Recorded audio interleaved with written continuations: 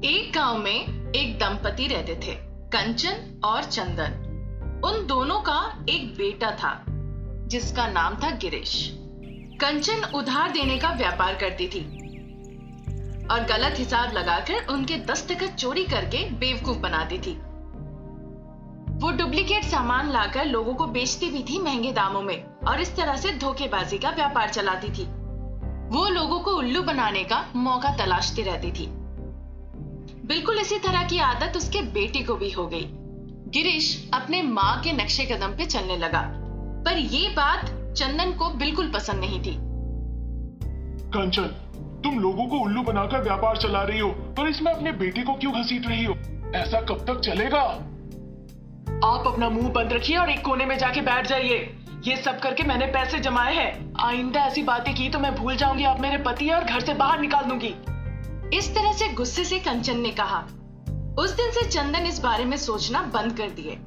जब इसी तरह चल रहा था, कुछ दिन निकल गए। उन्होंने गिरीश की शादी अनामिका नाम की एक लड़की से करा दी। इस तरह कुछ और दिन निकल गए। एक दिन कंचन अपने बेटे से कहने लगी, गिरीश बेटा, हमारी बहू रानी को देखकर तो अच्छा ही लगता है।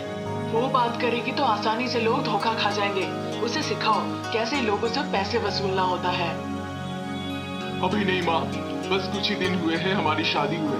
अगर अभी हम उसे सब कुछ कह दिए हमारे धोखेबाजी के बारे में, तो वो हमसे नफरत कर सकती है और पता नहीं उसका बर्ताव कैसा होगा। थोड़े दिन बाद वो खुद ही सब समझ जाएगी, तब मैं धीरे धीरे सब उसे बता दूंगा। वही ठीक रहेगा। फिर उन्होंने वैसा ही किया जैसा सोचा था। इसी तरह एक दिन कंचन और गिरीश बाहर गए थे। अनामिका घर की साफ सफाई कर रही थी और घर के सामानों को ठीक कर रही थी। जब वो ठीक ठाक कर रही थी, उसके हाथ कुछ कागज लगे। उन कागजों को पढ़कर अनामिका कहने लगी, ये क्या? कागज में तो सारे झूठे हिसाब लगाए हुए हैं। मुझे लगता है कोई हमें धोखा दे रहा है। एक बार जाके मैं पिताजी को दिखाती हूँ। पिताजी, ये सारे कागज देखिए, इनमें सारे हिसाब गलत है। कोई हमें धोखा दे रहा है पिताजी। अनामिका की बातें सुनकर चंदन ने मुस्कुराते हुए कहा, वो गलत हिसाब किसी और ने नहीं किया है, तुम्हारी सासू माँ ने खुद किया है। क्यों पिताजी? पर मुझे तो कुछ समझ में नहीं आ रहा है। तुम्हारी सासू माँ देखने में जितनी अच्छी है, उतनी असल में नहीं है। उसे धोखेबाजी की आदत है। सासू माँ किस तरह की धोखेबाजी करती है? वो अनपढ़ लोगों को पैसे उधार देती है और उन्हें अपनी पूंजी देने के लिए मजबूर कर देती है। गलत हिसाब लगाकर उन्हें बेवकूफ बनाती है।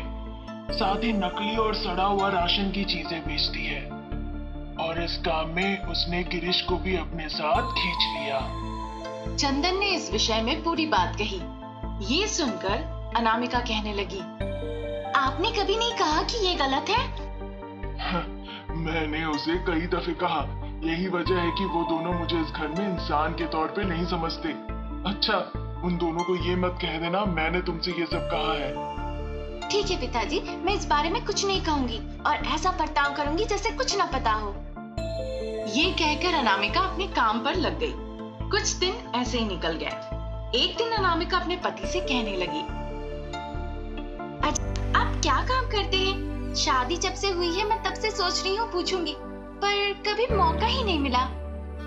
मैं कर्जा देता हूँ और उसे वापस लेता हूँ। अब से तुम भी हमारे साथ आओ और देखो कैसे हम व्यापार करते हैं। गिरीश ने इस तरह से कहा। उस बारे में जानने के लिए अनामिका ने भी हाँ कह दिया। इस तरह कुछ दिन निकल गए। एक दिन अनामिका अपने कमरे में अकेले बैठी हुई थी। कंचन और गिरीश उसके पास आए और कहने लगे, अनामिका, हम कुछ कहना चाहते हैं। कहिए सासू माँ, क्या बात है? कुछ खास नहीं। कुछ लोग पैसे लेकर वापस नहीं किए हैं। तुम्हें उनसे वसूली करनी होगी। मैं तुम्हें ये सब सिखाऊंगी। इस तरह से कंचन ने उसे समझाया कि कैसे लोगों को बेवकूफ बनाना है। ये सुनकर अनामिका कहने लगी, वो तो ठीक है सासू माँ, लोगों से इस तरह से पैसे लेकर उन्हें बेवकूफ बनाना गलत नहीं होगा। बाहर हर कोई यही सोचता है कि हम जो व्यापार करते हैं वो झूठा है। मैं सोच रही थी आपसे इस बारे में कहने का कि कम से कम अभी से आप ये सब बंद कर दीजिए। क्या हमने जो कहा उस पे तैयार ना होके तुम हमारे ही खिलाफ बोले जा रही हो। चाहे आप मुझसे कितना भी कह लीजिए, मैं ये सब नहीं करने वाली। और आपको नहीं पता, अगर आपने किया तो मैं जाकर पुलिस को कंप्लेन कर दूंगी। अनामिका के मुंह से पुलिस की बात सुनकर कंचन आश्चर्य रह गई और फिर वो कहने लगी, अरे गिरीश, ये इतनी बकवास कर रही है और तुम चुपचाप खड़े हो। कंचन की बातें सुनकर गिरीश को बहुत गुस्सा आया और वो जाकर अनामिका को जोर का एक थप्पड़ लगाया। तुम्हारे इस थप्पड़ से मैं नहीं डरने वाली। तुम लोगों ने अगर धोखेबाजी का काम बंद नहीं किया तो मैं पुलिस को जरूर बता दूंगी। ये कहकर अनामिका अंदर चली गई। फिर कंचन कहने लगी, ये क्या है, वो मेरे खिलाफ बात करेगी? ये लड़की अब एक पल यहाँ नहीं रह सकती। फिर उसे हम उसके घर भेज दे क्या माँ? अगर हम उसे घर से निकाल देते हैं तो वो जरूर पुलिस को जाके कंप्लेन करेगी। उसकी जान लेके ही छुटकारा मिलेगा। बाद में मैं तुम्हारी अच्छी लड़की से शादी करा दूंगी।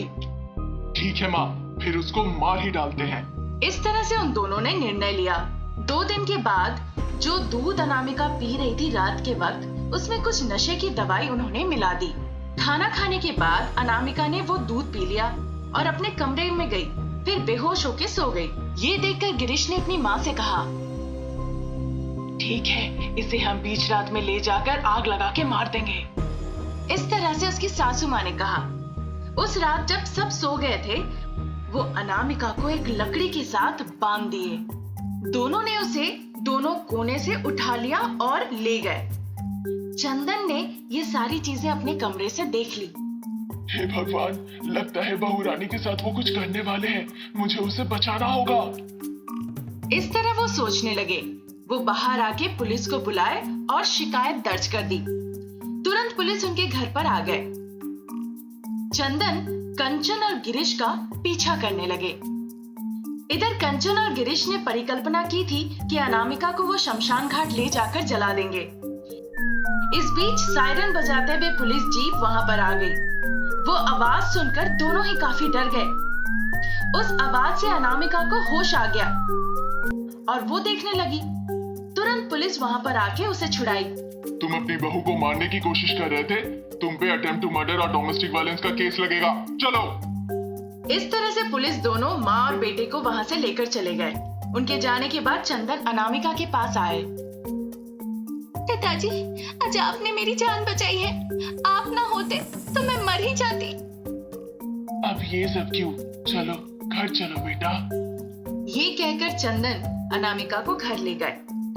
कुछ दिनों के बाद अनामिका पुलिस स्टेशन गई और पुलिस से कही सारे धोखेबाजी के बारे में जो उन्होंने किया था अब तक। फिर उनकी अच्छी तरह से काउंसलिंग कराई और उनके व्यवहार में परिवर्तन ले आई। बाद में दोनों को बेल से बाहर निकाला गया। दोनों को अपनी गलती का एहसास हुआ और अच्छा सबक भी मिला। बाद में वो अनामिका से माफी मांगने लगे। इस तरह अनामिका की वजह से वो दोनों सुधर गए और खुशी खुशी जीवन व्यतीत करने लगे। उसका नाम सरला था और बहू रानी का नाम अनामिका। वो बहुत ही गरीब परिवार से थे। अनामिका के बेटे का नाम बद्री था। परिवार को चलाने के लिए सासू माँ और बहू रानी दोनों ही नौकरानी का काम करते थे लोगों के घर में। जब ऐसा ही चल रहा था, एक दिन अनामिका अपने पति, जिसकी मृत्यु हो चुकी थी, उनके तस्वीर के सामने खड़े होकर कहने लगी, अगर आज आप जिंदा होते तो हमारी ऐसी हालत न होती।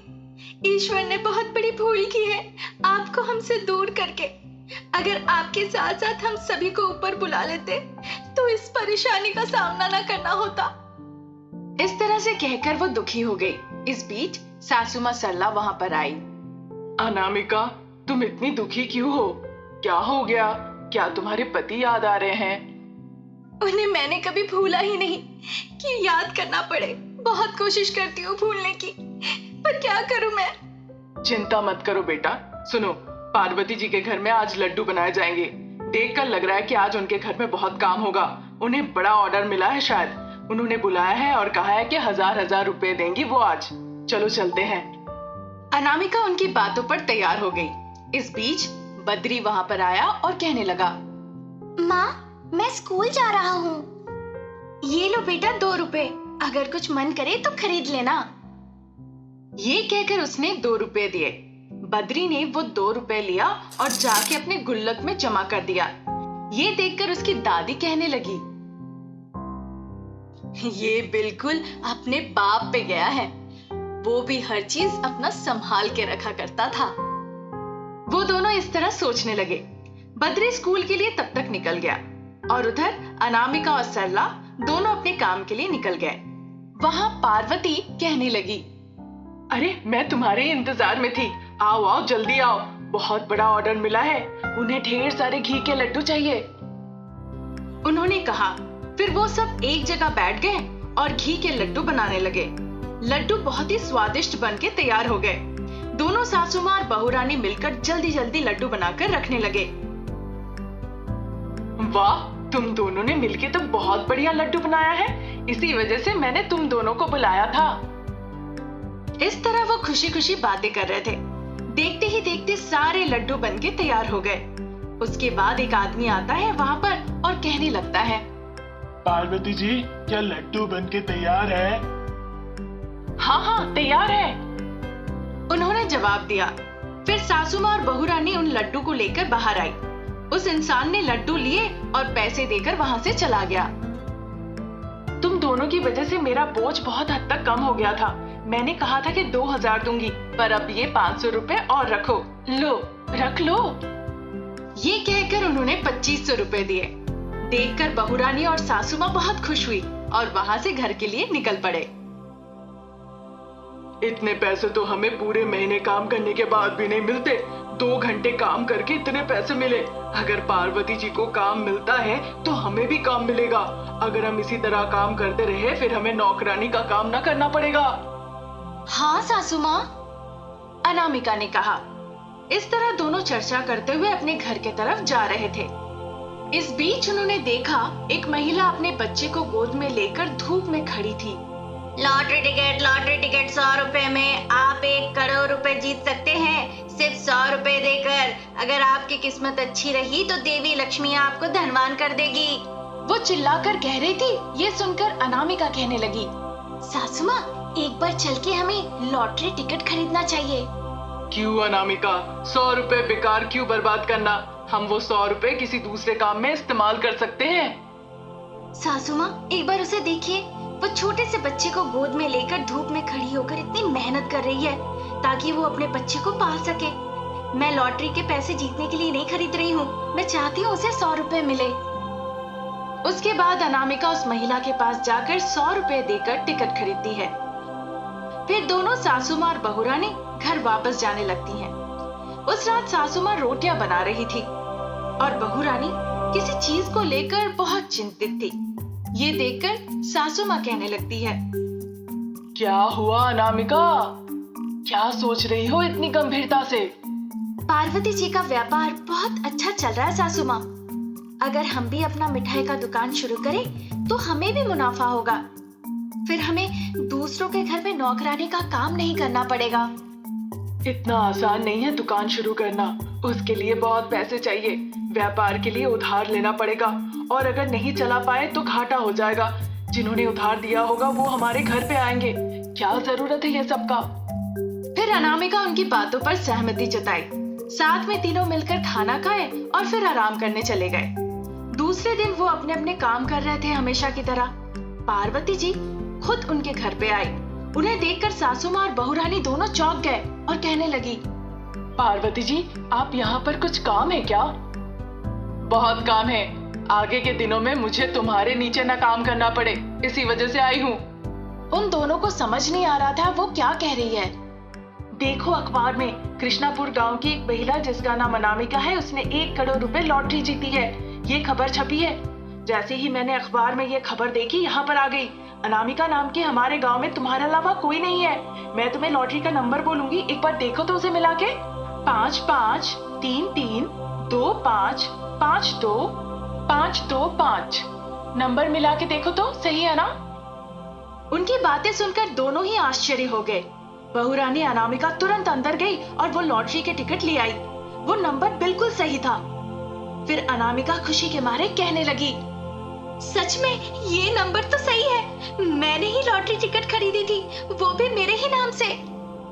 इस तरह से उसने कहा ये सुनकर पार्वती कहने लगी, मैंने बोला था ना थोड़ी देर पहले, हमारे गांव में अनामिका नाम की कोई नहीं है तुम्हारे अलावा। ये बहुत ही खास नाम है, इसीलिए तो जानने के बाद मैं यहाँ तुरंत आ गई।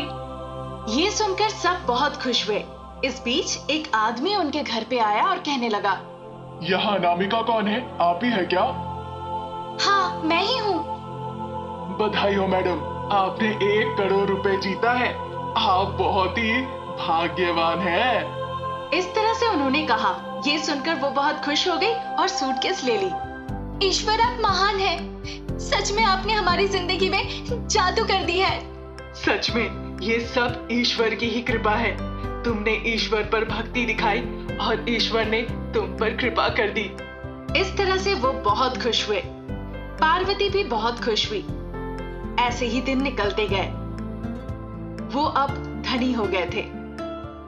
एक दिन अनामिका और सरला पार्वती के घर गए और वहां उनसे कहने लगी, पार्वती जी, आपने हमें कई तरह से सहायता की है, उसके लिए आपको बहुत बहुत धन्यवाद। हमारे बुरे वक्त में आपने बहुत सहारा दिया, इसलिए हम यहाँ आए हैं आपसे कुछ कहने के लिए। अभी आप अपने घर पे ही मिठाइयाँ बनाती है, उसके बदले हम सोच रहे हैं कि एक मिठाई का दुकान खोलें।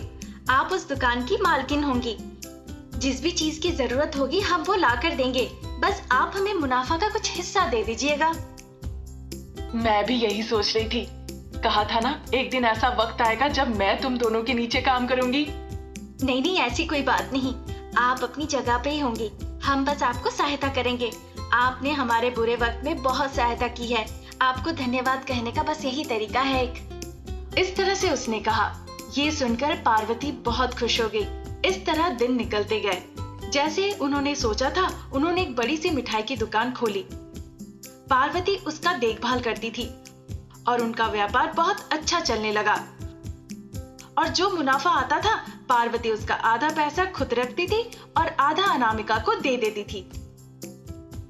हमें आधा पैसा नहीं चाहिए, क्योंकि आप बहुत मेहनत करके काम कर रही हैं, इसीलिए हमें सिर्फ 30% दीजिए और बाकी खुद रख लीजिए।